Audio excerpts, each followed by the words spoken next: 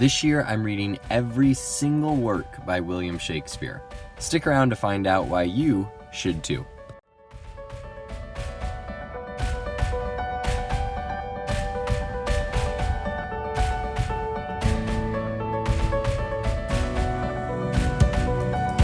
So Shakespeare's complete works in a year.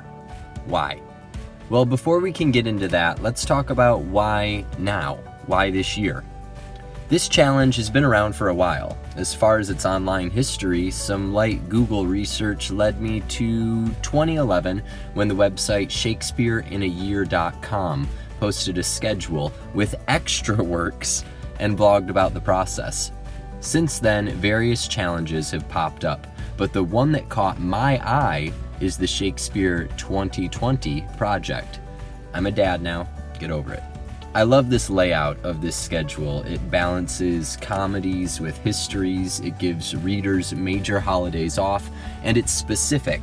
Personally, I'm the type of person who needs hard deadlines in order to succeed. Now, I know what you're thinking. You're like an English literature teacher guy. It will be easy for you. First off, I've seen a lot of these works, but I've only read about a third, so this won't be a walk in the park. Secondly, this isn't easy for anyone, and that's exactly why we should attempt it. But if the thrill of overcoming obstacles isn't enough for you to be totally on board with the Bard, I have some other encouragement.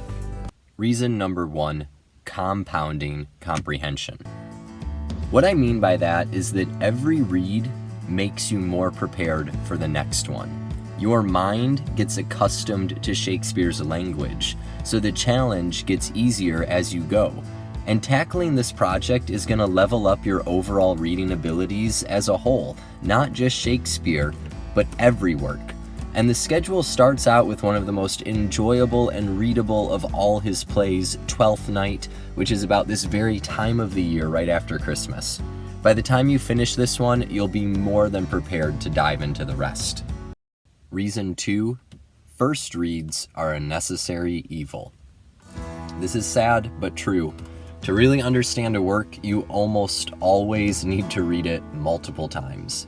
That's why some of the most productive and fulfilling courses I've ever taken had me read the books before the semester started and then again with the class.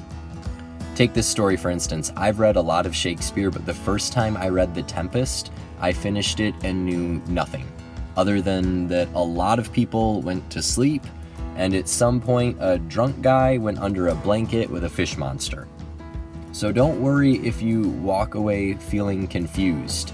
That's the first step toward discovery. Third and final reason, Folger. No, this isn't for staying awake. It's the best low-cost edition of Shakespeare's works. Look, I know reading Shakespeare can be a challenging problem, like when the evil Bionicles kidnapped the All-American Rejects. And if that didn't make sense to you, it's because it's an obscure reference from 2006. So imagine what it's like when Old Billy makes an obscure reference from 1597.